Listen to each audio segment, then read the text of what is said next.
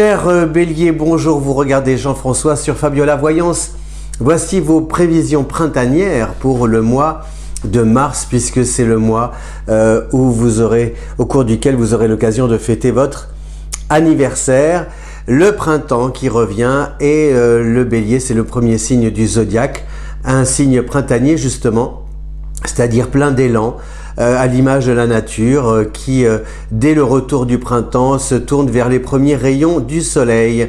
Alors ce printemps, il s'annonce plutôt joyeux. Je regarde mes petites fiches, puisqu'à partir du 21, donc, le soleil entre dans votre signe. On a aussi Mercure qui va arriver en Verseau, pardon, à partir du 5. Donc c'est dynamique, c'est une petite parenthèse mercurienne. Et attention, par contre, Mercure va continuer d'être rétrograde, c'est-à-dire de faire machine arrière. Et en ce moment, c'est la grande tendance. Tout le monde parle de Mercure rétrograde et de ses effets qui peuvent être contrariants.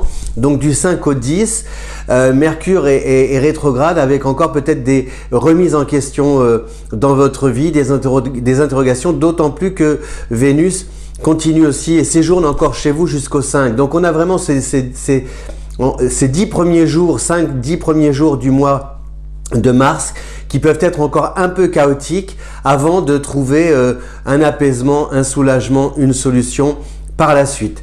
Donc surtout, armez-vous de patience, peut-être de ténacité, de combativité si vous traversez une phase un petit peu difficile là depuis quelques temps. Vous en avez encore jusqu'en début de mois et a priori, et souvent d'ailleurs, une fois qu'on franchit le cap de sa date anniversaire, je trouve que il y a une accélération des projets et un renversement de la situation qui permet justement de peut-être constater que le vent peut tourner enfin en notre faveur et en votre faveur, en l'occurrence, cher Bélier. Donc le soleil à partir du 21, Mercure à partir du 5, qui ne sera plus rétrograde à partir du 10, c'est-à-dire qu'à partir du 10, là, Mercure reprend une course normale, il va y avoir quelque chose de dynamique.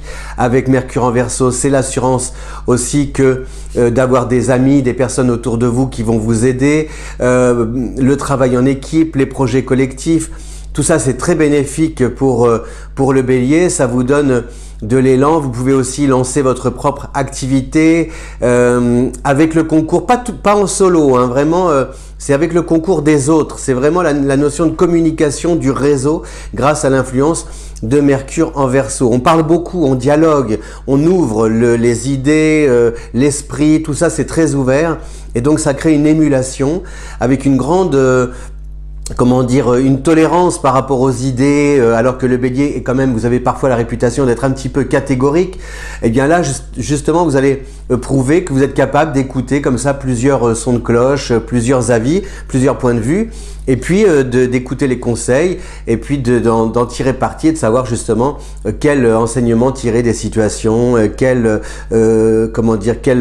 projet, quelle idée vous semble la meilleure, et comment la développer ensemble de manière collective, à la maison par exemple aussi avec votre entourage, votre chéri, vos enfants, vos parents, vos amis. Voilà, on a aussi Vénus, donc je vous l'ai dit, qui va quitter votre signe à partir du 6, Vénus entre en Taureau, et on a, alors là, il y a un grand événement au mois de mars, c'est un événement important puisque pour moi, j'appelle ça un peu, ce sont les prémices d'un changement qui va être marquant en 2021 avec la présence de Saturne qui va s'installer en Verseau, Jupiter aussi en Verseau. Donc il y a vraiment, et comme on est aussi dans l'ère du Verseau, 2021, 3 x 7, 21, enfin il y a plein de symboles ésotériques, mystiques derrière tout ça. Il ne faut pas tout révéler, on ne peut pas tout dévoiler. Voilà, il faut s'initier, mais en tout cas ça révèle un brassage des idées, quelque chose qui devient beaucoup plus constructif sur le plan collectif. Et là, tu n'es pas d'accord? C'est la gazelle. Et déjà, donc, ces prémices-là, vous allez pouvoir les ressentir à partir du 23 mars, puisque Saturne va séjourner en Verseau pendant quelques temps, jusqu'au début juillet. Donc c'est vraiment, il se passe quelque chose parce que Saturne c'est la planète du temps, c'est une planète rigoureuse, austère, qui oblige à compartimenter, à se discipliner, à travailler aussi, à se former. Et pour se former, il faut accepter l'idée qu'on est ignorant, parce qu'à partir du moment où vous acceptez l'idée d'ignorer, ça veut dire déjà que vous animez en vous le désir d'apprendre. Et donc, il y a une part d'humilité qui se met en mouvement et qui vous encourage à satisfaire votre curiosité, à la tenir en éveil, cette curiosité, et aussi à apprendre des autres. Et donc, comme on est dans une période où il n'y a plus de héros, il va y avoir, alors le héros c'est au sens large du terme, c'est-à-dire le héros c'est celui qu'on admire, qui nous tire vers le haut, qui nous élève. Et donc il n'y en a plus. Pardon. Et donc Saturne va réapprendre, va nous apprendre en Verseau à écouter les idées des uns et des autres, à revenir à cette notion collective en acceptant qu'au sein de cette collectivité, il y ait un leader et que ce leader, on lui reconnaît le droit de nous emmener, de nous montrer la voie. Alors, il n'y a pas une question de messie ou de choses comme ça, c'est pas du tout ça. Mais c'est par exemple au sein du groupe, il peut y avoir par exemple au sein de votre activité, toute une réorganisation par rapport au management.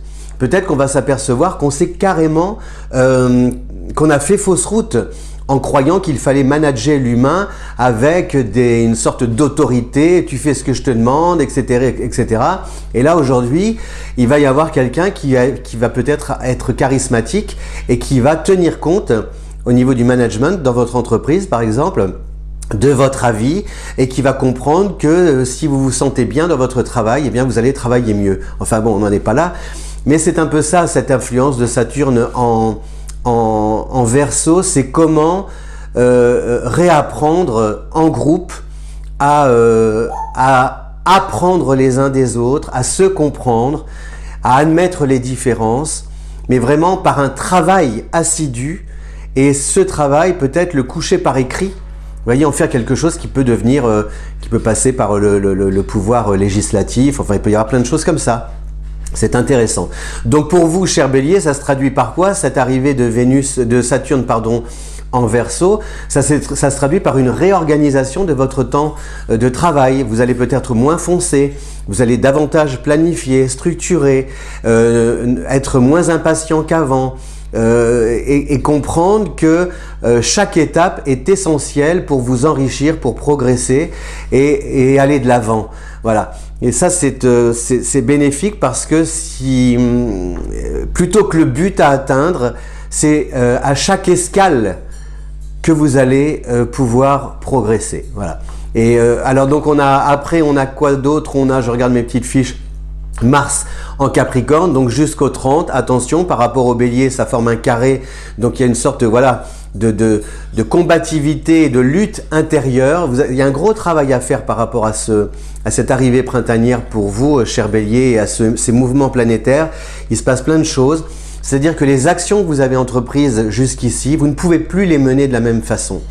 Et il faut apprendre, elles sont fiables, vos idées, vos projets sont solides, mais c'est la manière de les développer, comment vous voulez aussi les imposer aux autres, comment vous voulez les appliquer, ces idées.